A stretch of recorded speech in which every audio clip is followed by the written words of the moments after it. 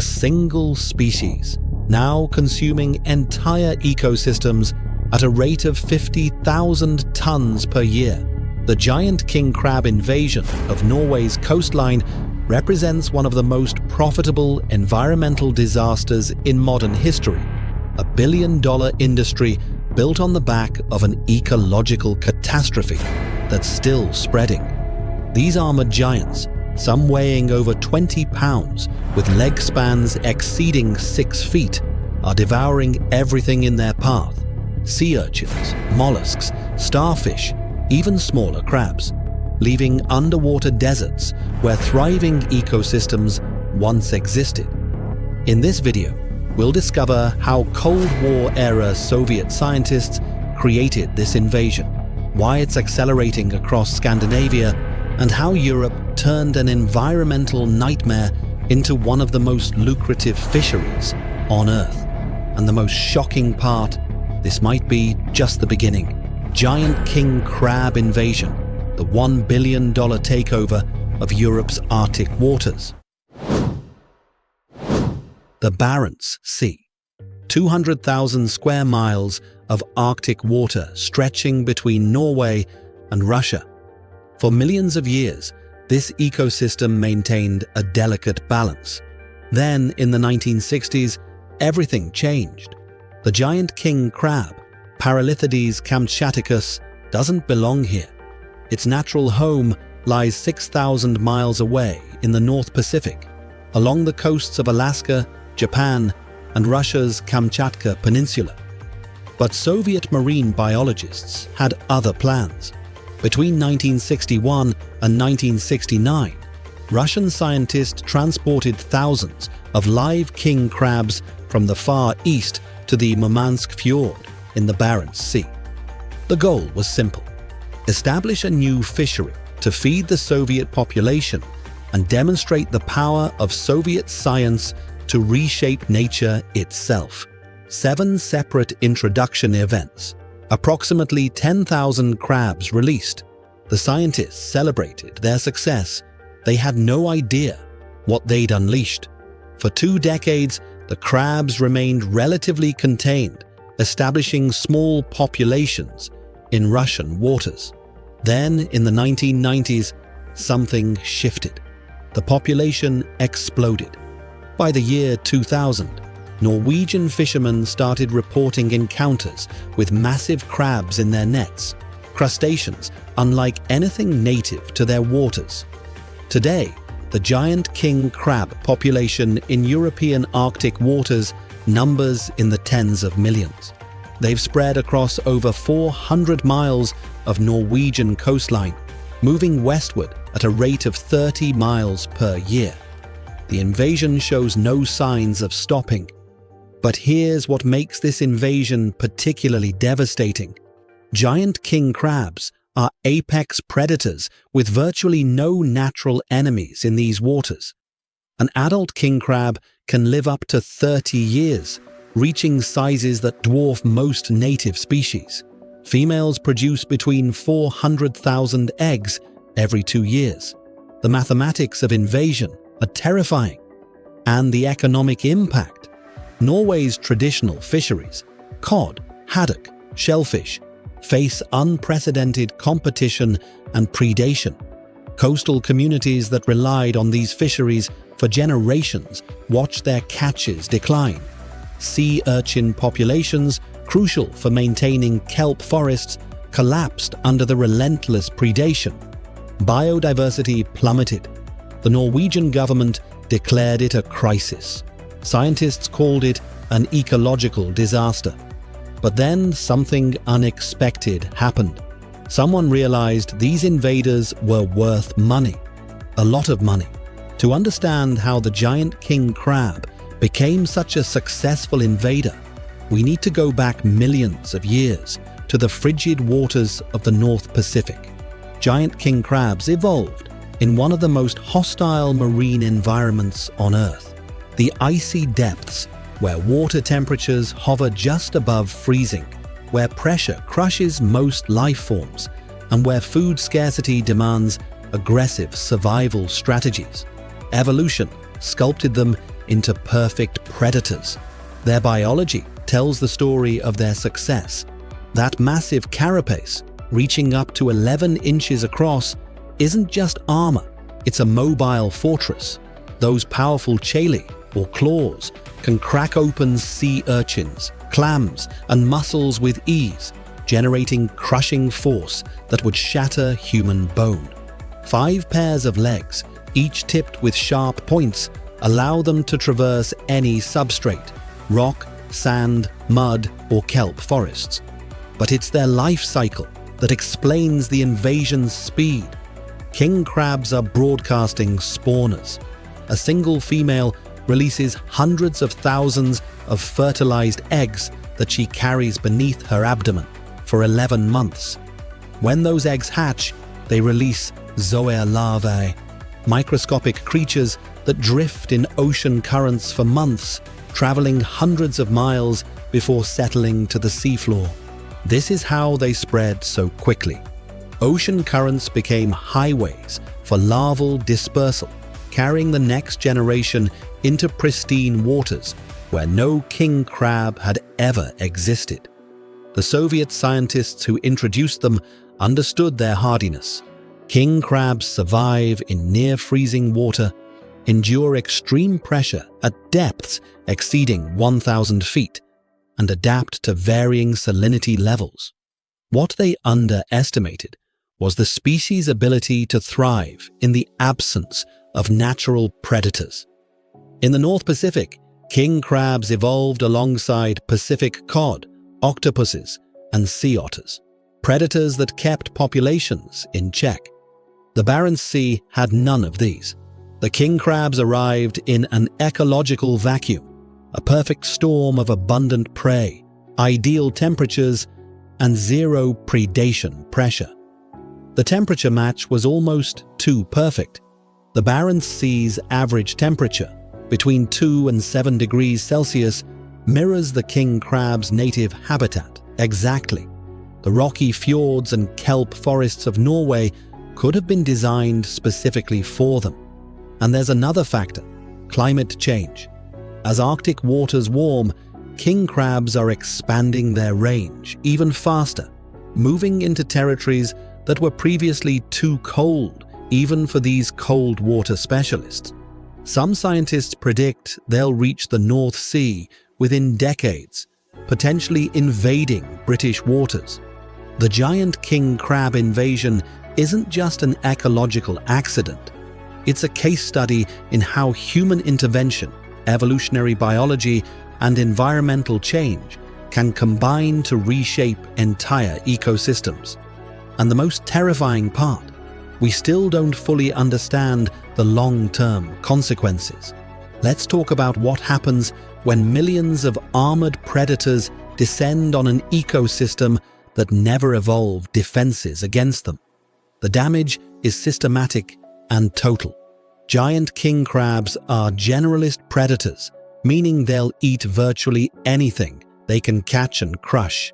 Sea urchins, keystone species that control algae populations and maintain kelp forests, have been decimated in some areas. Populations that once numbered in the millions now struggle to survive. When sea urchins disappear, entire ecosystems collapse. Kelp forests, those underwater jungles that provide habitat for hundreds of species, deteriorate. Fish nurseries vanish. Biodiversity crashes. But the crabs don't stop there. They consume clams, mussels, snails, starfish, worms, smaller crabs, and even fish eggs. Marine biologists documenting the invasion found areas where benthic biodiversity, the variety of life on the seafloor, dropped by over 60%. In some fjords, the seafloor resembles a desert, stripped clean of the invertebrate communities that once thrived there. Norwegian scallop fisheries, worth millions annually, have been particularly hard hit. King crabs actively prey on juvenile scallops, preventing population recovery. Traditional shellfish beds that sustained coastal communities for generations have been wiped out. And then there's the physical destruction. King crabs migrate in massive groups, sometimes hundreds, moving together across the seafloor. Their movement crushes fragile organisms, disrupts sediment, and damages eelgrass beds, crucial habitat for juvenile fish. By every ecological measure, the giant king crab invasion represents an environmental catastrophe. But here's where the story takes an unexpected turn. Someone realized that these destructive invaders are also one of the most valuable seafood products in the world. Giant king crab meat, sweet, tender, succulent, commands premium prices in international markets. A single crab can sell for over $100. The legs alone fetch $50 per pound in restaurants from Tokyo to New York. The Norwegian government faced a choice: spend millions trying to eradicate an ineradicable species, or turn the invasion into profit. They chose profit. In 2002, Norway established a two-zone management system. East of the North Cape, in waters closest to Russia, fishing is restricted to protect breeding populations and maintain the species as a commercial resource. West of the North Cape, the invasion front, fishing is completely unrestricted. Anyone can catch as many crabs as they want by any means necessary. The message was clear: harvest them into oblivion if you can. This created a gold rush. Commercial fishermen, recreational harvesters, even tourists paying thousands for king crab safaris descended on Norwegian waters. The annual catch quickly exceeded 3,000 tons, worth over $20 million. But the crabs kept spreading. Some scientists argue this approach is working. Heavy fishing pressure in western zones may be slowing the invasion's westward advance. Others point out that despite decades of intensive harvesting, the population continues to grow and expand. The uncomfortable truth: the giant king crab invasion has become too profitable to stop. Norway's northern coastal economy, struggling after the collapse of traditional fisheries, found new life in harvesting the very species that caused the collapse.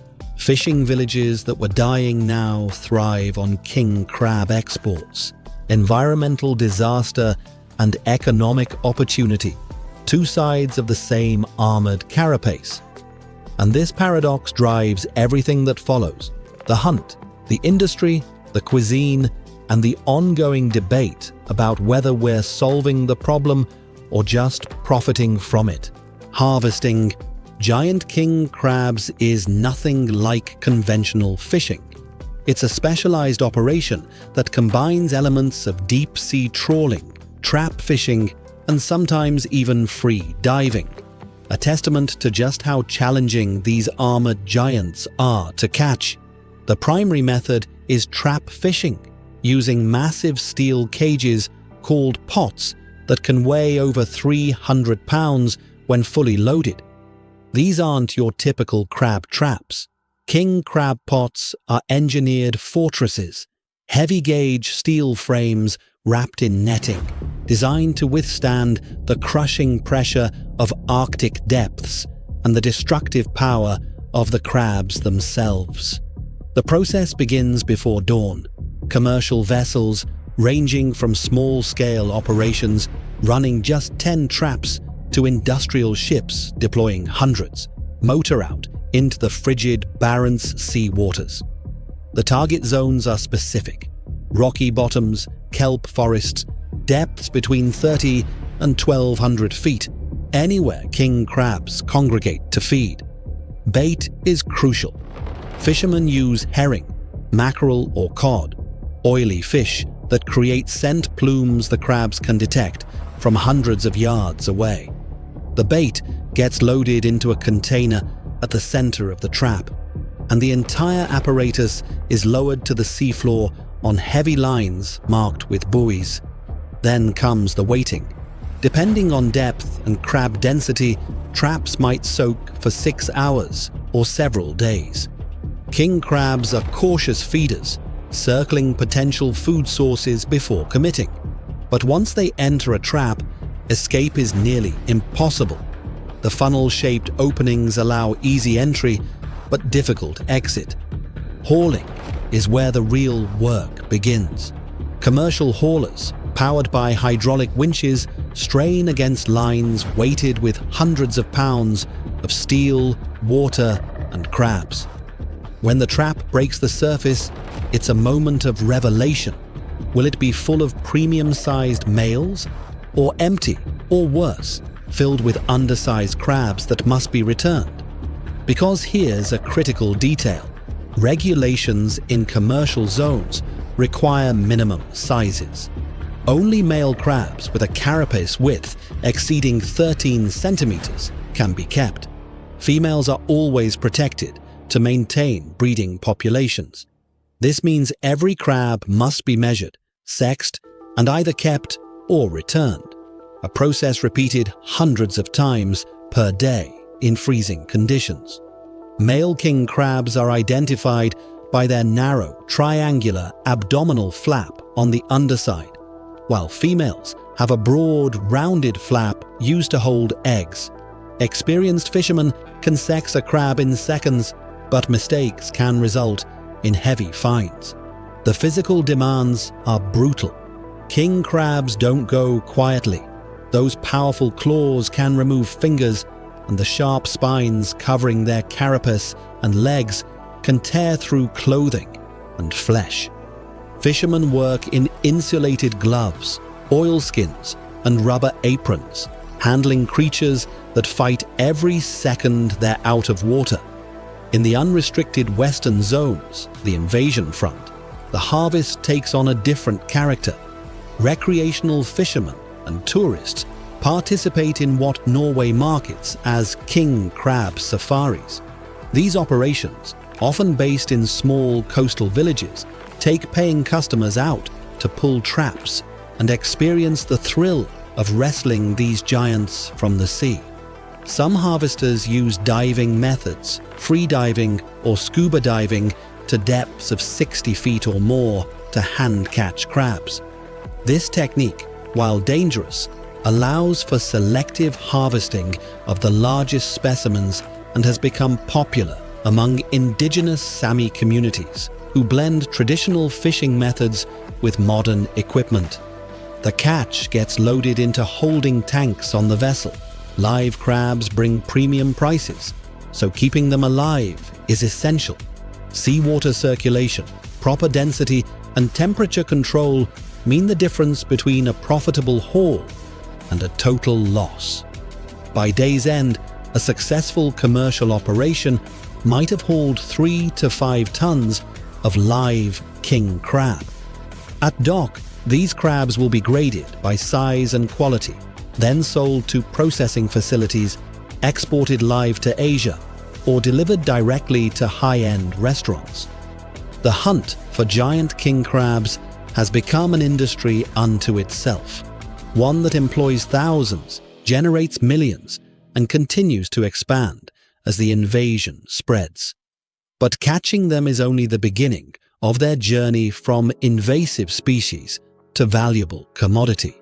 The processing of giant king crabs is an industrial operation calibrated for maximum value extraction.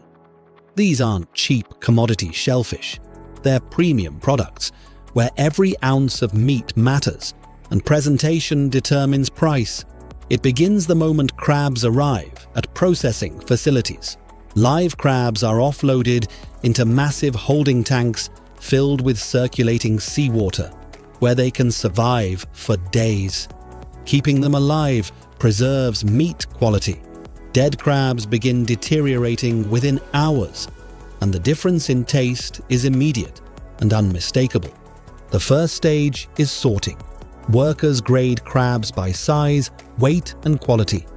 Premium specimens, males exceeding 5 pounds with intact legs and claws, get diverted to the live export market, particularly to Asia, where live king crab commands extraordinary prices.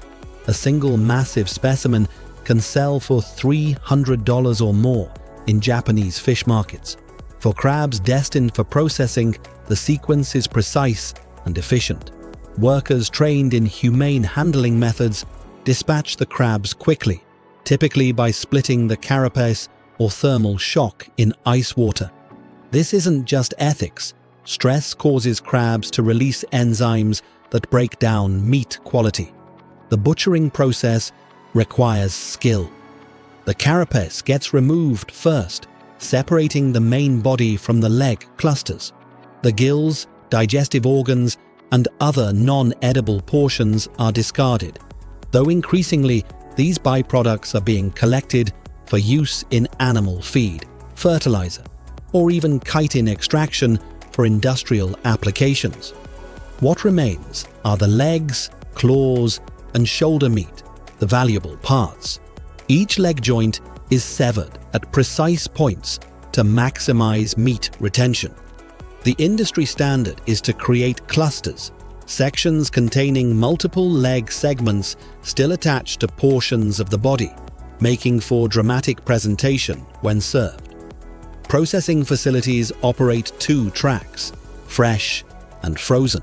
Fresh king crab legs are cooked immediately in massive steam kettles or boiling vats, a process that takes exactly 18 minutes to achieve perfect texture without overcooking. The bright red coloration we associate with king crabs only emerges during cooking. Live specimens are actually burgundy or purple-brown. After cooking, fresh product is rapidly chilled, packaged in ice, and shipped immediately to restaurants and retailers. The window is tight. Fresh cooked king crab has a shelf life of only 5 to 7 days, even under perfect refrigeration. The frozen track handles larger volumes. Here, raw leg clusters are blast frozen at -40 degrees Fahrenheit within hours of processing. This rapid freezing creates smaller ice crystals that cause less cellular damage, preserving texture. Frozen king crab can maintain quality for up to a year, enabling year-round distribution despite seasonal fishing. Quality control is obsessive. Facilities targeting high-end markets inspect each piece for meat fill, the percentage of meat relative to shell. Premium king crab legs should be packed with meat with minimal gaps or shrinkage. Brix testing measures sweetness. Visual inspection catches any discoloration or damage. Packaging reflects value. Individual legs are often flash frozen and vacuum sealed separately, allowing consumers to purchase exact quantities. Export products, especially those bound for Japan or high-end US markets, feature elaborate presentation, with the legs arranged for maximum visual impact. The economics are revealing. A single 20-pound king crab might yield 10 pounds of processed legs and claws. At wholesale prices of $30 to $50 per pound, that one crab generates $300 to $500 in revenue. Multiply that by the thousands of tons harvested annually, and you begin to understand the billion-dollar figure. But there's a final fascinating development in the processing sector: waste reduction innovation. Processing facilities generate tons of shells, organs, and other byproducts. Traditionally discarded, these materials are now being reconsidered. Chitin from shells is being extracted for medical applications, biodegradable plastics, and cosmetics. Crab meal is becoming premium aquaculture feed. Even the cooking water, rich in crab flavor, is being concentrated into bouillon and flavor bases. The giant king crab invasion inadvertently created a complete supply chain, from ecological nightmare to gourmet product to industrial materials, with almost zero waste. It's a level of efficiency that might actually be helping justify the harvest as ecological management rather than mere exploitation. From live holding tank to consumer table, the journey of a giant king crab through the processing industry reveals the sophisticated infrastructure built around an invasive species, an infrastructure that now depends on the invasion continuing. In the end, the fate of invasive giant king crabs isn't decided by environmental policy or fishing quotas. It's decided in kitchens, restaurants, and dining rooms around the world. And here's the remarkable thing: the invasion might actually be helping solve itself, one meal at a time. King crab meat is extraordinary, sweet, delicate, with a texture that falls somewhere between lobster and premium crab, firm enough to have presence, tender enough to melt. A single leg can contain 8 ounces of pure white meat that pulls away from the shell in perfect, intact sections. Chefs consider it among the finest seafood on earth. The traditional preparation is deliberately simple.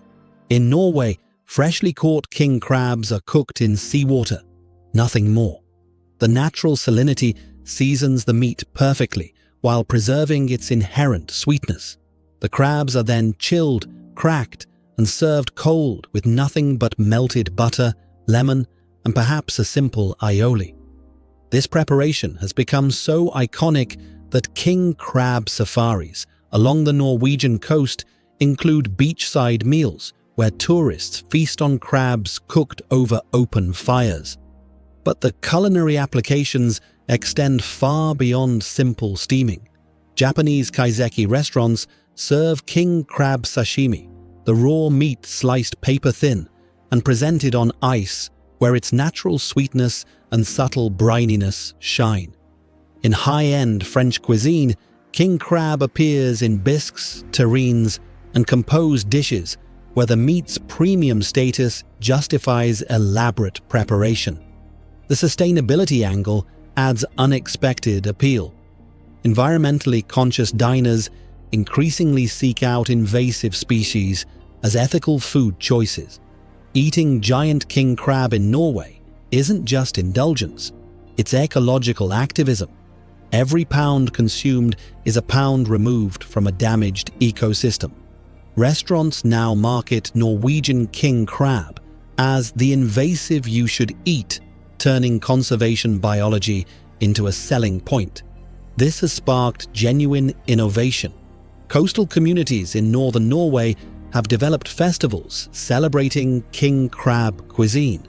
Local recipes incorporate the meat into traditional dishes, king crab replacing cod in fish cakes folded into creamy pasta sauces grilled with Arctic herbs. The goal is to increase local consumption and reduce reliance on export markets. At home, preparation is surprisingly accessible. King crab legs, sold cooked and frozen in most premium markets, require only gentle reheating. Steaming for 6 minutes or baking at 350 degrees for 8 minutes brings them to perfect serving temperature. The shells crack easily with basic tools, kitchen shears, crab crackers, even just firm pressure. Inside, that sweet meat waits. Creative preparations abound. King crab melts on sourdough with aged Gruyere and fresh tarragon. Crab cakes using king crab instead of blue crab, producing luxurious results. Cold king crab salads with avocado, grapefruit, and microgreens. Even king crab mac and cheese has become a signature dish in restaurants across Scandinavia. But here's the deeper question this raises. Can cuisine actually control an invasive species? Can market demand grow large enough to suppress population growth through sustained harvest pressure? The jury is still out. Despite decades of commercial fishing and millions of pounds harvested, giant king crab populations continue expanding westward. Some scientists argue that fishing pressure isn't and can never be sufficient to control a species this fecund, this hardy, this evolutionarily successful. Others point to localized areas where intensive harvesting has genuinely reduced crab density and allowed some ecosystem recovery. What's undeniable is that commercial value has transformed the conversation. When king crabs first appeared, they were simply an environmental threat. Now they're a resource, an industry, a culinary destination. That shift in perspective has mobilized economic forces, fishing fleets, processing facilities, marketing operations that might never have engaged with purely ecological management efforts. The ultimate irony: the Soviet scientists who introduced king crabs intended to create a valuable fishery. They succeeded beyond imagination, just not in the way they planned. The fishery they created isn't sustainable aquaculture. It's industrial-scale harvesting of an invasive species that shows no signs of disappearing. As long as the crabs keep spreading, the harvest will continue. As long as the harvest continues, the infrastructure will expand. And as long as diners around the world crave those sweet, succulent legs, economic incentive will keep boats heading into Arctic waters. The giant king crab invasion isn't ending. It's evolving into something unprecedented, an ecological disaster that pays for its own management, one premium seafood meal at a time. Whether that's enough to protect the Barents Sea ecosystem or merely profit from its transformation remains to be seen. But tonight, somewhere in Norway, fishermen are pulling traps. Somewhere else, chefs are splitting legs. And somewhere else, diners are cracking shells, extracting sweet white meat, and unknowingly participating in one of the most unusual conservation efforts in modern history: eating the enemy.